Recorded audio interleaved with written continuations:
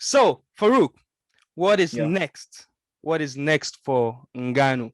Would you say we are running it back, the trilogy, Ngannou versus Miocic, Mm. or Ngannou versus Derrick Lewis, or Ngannou versus what everybody has been saying, Jon Jones? Jon So, Jones. what would you say? What would you say is next for Ngannou? Um, There's pretty much uh no failure for him right now. no, Everything, no. all the options look juicy for him. Yes, he's at the top of the mountain now. Yeah. Oh, So, you could argue that Jon Jones is like on here, Miocic is here, and Derrick Lewis is down, and Derrick Lewis is no scrub. Derrick Lewis yep, is quite popular too. yep, yep. So it's going And to be, yeah, yeah, go yeah. on. Uh, and Derrick Lewis, I don't think he wants that fight because He doesn't want it. I don't think so. the last fight he won against Curtis Blades, he was calling out Alistair Overeem, who is over 40 years old, and Mm. well, yeah, But do you he think said he wants to clap them chicks. But yeah, he cannot ride from the fight at some point in time because over him is out of the UFC now.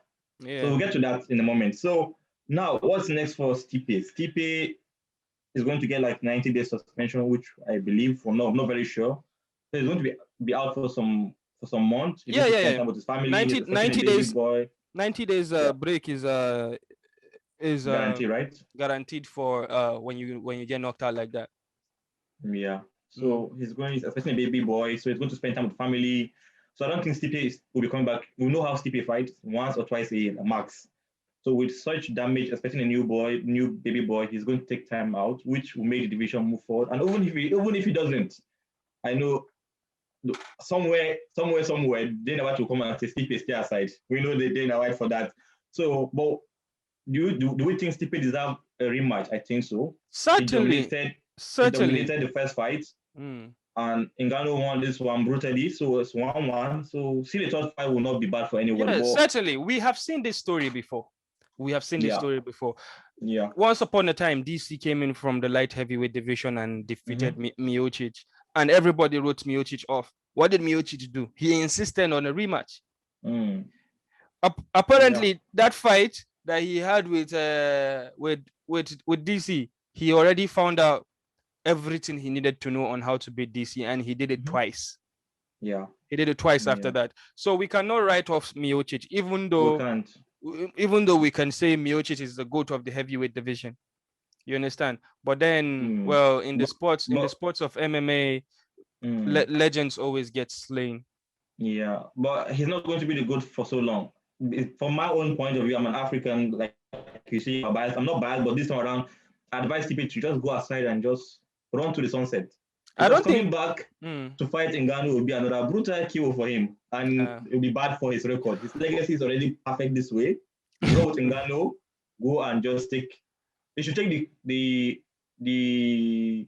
um the other guy you mentioned, the Derrick Lewis approach. Look for the younger boys coming from heavyweights to just make some paycheck and go away. He has done everything.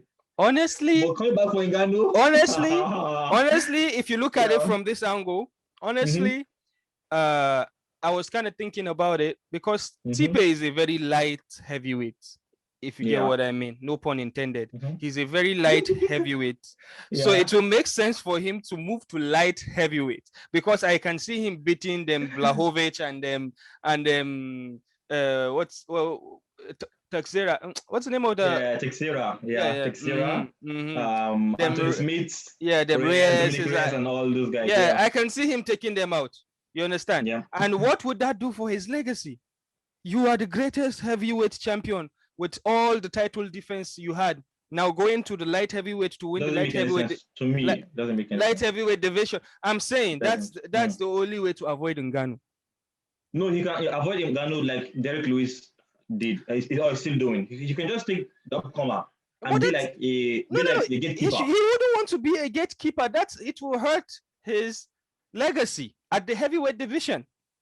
You get You me? think that? Okay, so here's the thing. It's best to Mm-hmm. say that you left the heavyweight division, but you beat the champion once, than saying Hmm. the champion beat you twice. That whole thing, yeah. You understand? So And then you win another title in light heavyweight division. and then you retire with the title. I feel like that would make That sense would a make lot, more sense. But because it's very, we hardly see people go down. we Mostly they have, move up. We dude, hardly see people go down. we have seen Cannonier. Cannonier Mm-hmm. was a heavyweight in the UFC, moved to light heavyweight, and then moved to the middleweight. He Yeah. moved 3 divisions, Trade which division. we Yeah. know that the middleweight and light heavyweight has the biggest gap of all Mm. the divisions. It has like over 20. It's like 20 pounds weight gap. Yeah. So Gap. it has happened before, and Mm-hmm. Mm-hmm. Cannonier is a very good contender for the middleweight title, and Easy Yeah. wanted to fight him. If Cannonier had beaten Whitaker, we probably would have seen Cannonier already versus Easy. Sure. Sure. So Absolutely. I feel Yeah. it is something that Stipe can do. But anyways, yeah, But for me, to just wrap up the Stipe aspect, I think two things for him to do: get Ngannou rematch just to prove himself once again, or retire. He's already at 8 years old. Stipe is old. I don't think he'll be the same again after this punishment. He will never be the same again. Yeah, man, that show Yeah, that's for sure. that jaw So is already it's gone. It's compromised. gone. It's not. It's just going to be like, sorry, I don't mean to be harsh to Luke Rockhold. It's going to be like Luke Rockhold now going forward, because any punch to that jaw will be like a shock. Well, So I don't know. So well, I don't know. we know that Stipe is a humble guy. Even as a He's a humble champion, guy. Yeah, yeah, he was still a firefighter. So yeah, I know that he's no one. He would not be one of those UFC legends that is always chasing a paycheck. You know. yeah, yeah. He So looked like I feel like he's somebody that can finally say, okay, I'm done. okay, I'm done. Yeah, yeah, yeah. You get me? He is. So now let's look at Derrick Lewis, like you said. Derrick Lewis is also a good alternative for Ngannou. Yeah, he beat Ngannou once, which was once considered one of the most boring fights, or if not the boring fight, the most boring fight in the UFC history. Mm. So the fight was a fight with least amount of punches, least amount of strikes, kicks, take down everything. So to see that fight again, maybe I don't think the fans want to see it. Let's be honest. The fans don't want to see that fight. Okay, I don't so think Derrick Lewis won the fight. okay, so So let me give the breakdown of how that fight came to be. okay. Ngannou came out of a defeat from his first fight with Miocic. He had never been dragged into the deep waters like they say Khabib does in his career. So that was when he would say he started to learn to be a mixed martial artist. I mean, he was embarrassed with the wrestling. And then as a fighter, when you get dragged into the deep waters and then you feel like you are not in again, that invisibility you had of knocking people out, it touches your psyche, and then it's going to mess up with your confidence. So he came to fight Derrick Lewis, who is a heavy puncher, a one-shot knockout artist. We could, which is evident by his fights with what's the name of the tall Russian guy? Volkov. Yeah. So We knocked out Volkov. yeah, Volkov cold. Yeah. yeah, we already know what Derrick Lewis can do. So Ngannou Sure. was nervous for that big right punch of I'm conscious as well. Very conscious of Derrick Lewis. So it was more of both of them staying in the outside. And Derrick Lewis also said he does not recognize himself in that fight. He said a lot of things were happening to him during that time. So both of them. He always say the same thing every time, man. That guy has too much excuses. Well, both of them were gun shy. Mm-hmm. You understand? It was a fight that even if you said Ngannou won that fight, there is no argument because both of them of them were gun shy. They were not really, there was nothing in the chamber. Mm-hmm. Anyway, so I feel like with that being said, Ngannou now getting back his confidence. You get me? And also Derrick Lewis getting back his confidence because you can see what he did to cut his blade recently. I feel like that fight is going to be fireworks. You understand? And I'm pretty sure most UFC fans, including the casuals like ourselves, don't remember what happened there unless you keep on poke-nosing. We don't remember. We know Derrick Lewis is a knockout artist. We know Ngannou is literally a beast. And I feel like Dana White would want that fight because he's going to use it as a bargaining chip against Jon Jones wanting some more pay, which we'll get to that soon. So Derrick Lewis versus Jon Jones versus Stipe versus Francis Ngannou versus Derrick Lewis is the fight that is the most realistic right now as we speak. Yeah. But to get to another point that'll make you understand now, my own thinking, I don't know, I don't bring a plain scenario here now. I think another thing that will happen if Dana White wants to make Jones fight Ngannou at all costs on their own term, he may be forced to go and fight Lewis first. Even though, but on normal scenario, being a light heavyweight champion who vacated his title, he's supposed to get a title shot directly. But if he's asking for more money now, like, who are you to ask for more money? I own this company. I tell you what to do. Then go fight Derrick Lewis and prove yourself. Okay. So the point, and then he may be no, I don't want to fight Lewis. I'll take Ngannou for any amount. Because then I will play the card, be champion first, and then control the game. You're not a champion yet. So once you're the champion, will fall to your demand. You get this scenario I'm playing. Maybe not. I'm just assuming. We've already segued into the Jon Jones versus Francis Ngannou match being a reality. Yeah. So after the fight, the post-fight conference, we already know that Jon Jones tweeted a couple of things. He tweeted, "Let's play, baby," and he tweeted, "Show me the money," like our boy Wizkid. But but what this is we've seen this before so many times. Once a fighter says, "I need more money," there are two things involved. One, the fighter is trying to duck the fight. He's looking for excuses, just like how we saw Masvidal versus Usman one before the 6 days notice, or that he bargained his way out of the fight. Yeah.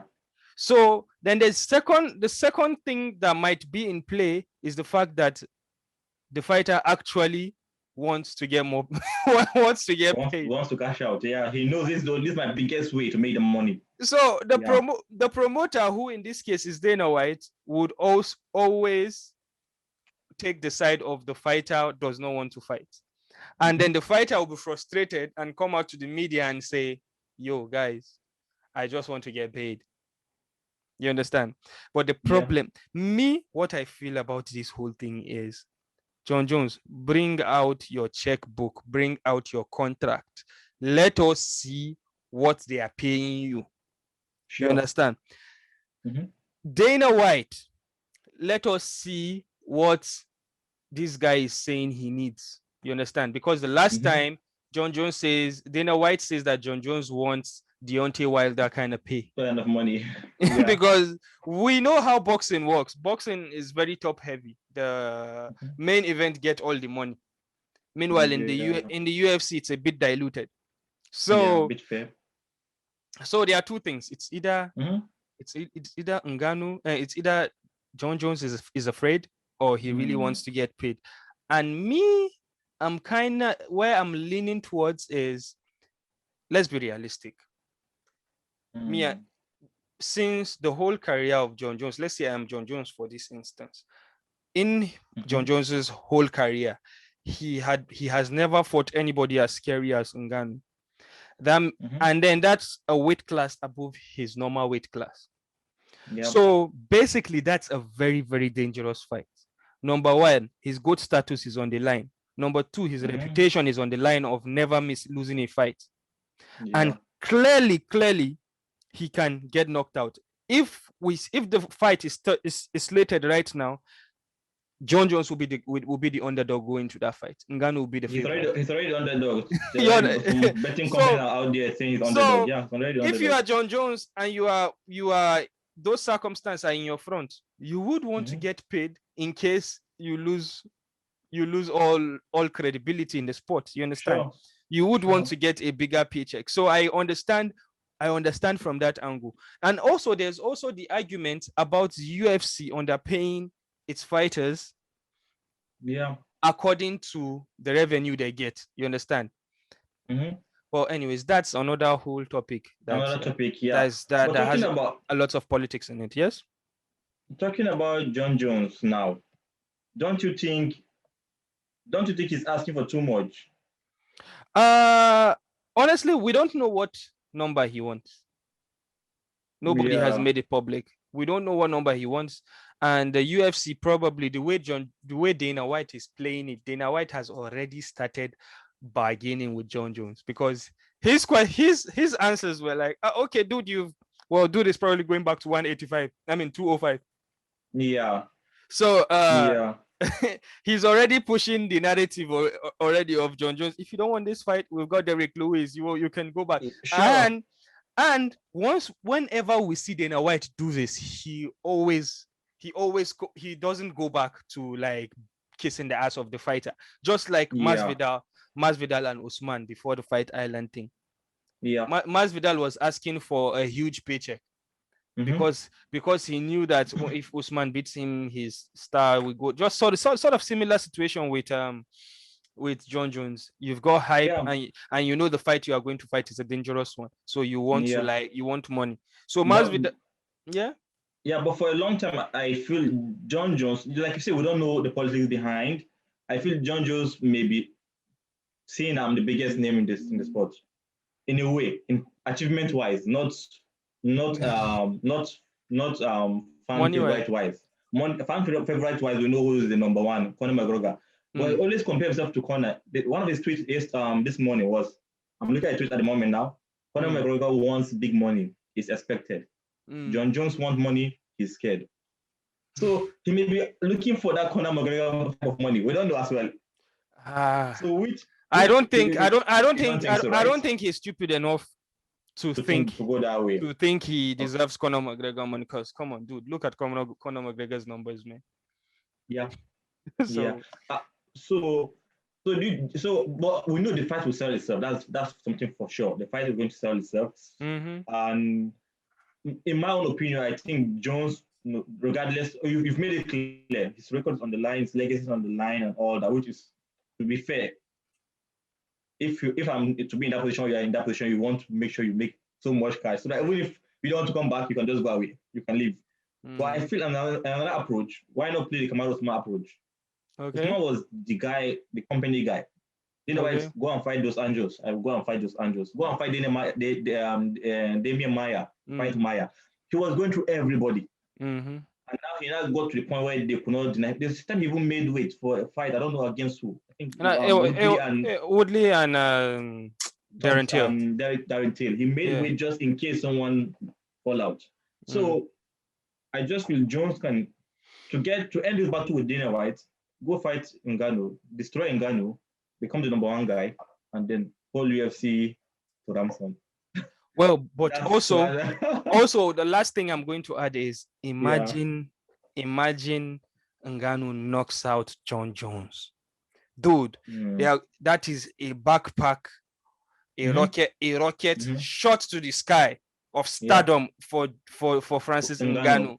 Worldwide. Even now, I think he's already worldwide known. For Ngannou to knock out Jon Jones after coming back from knocking out Miocic. Yeah, would be awesome.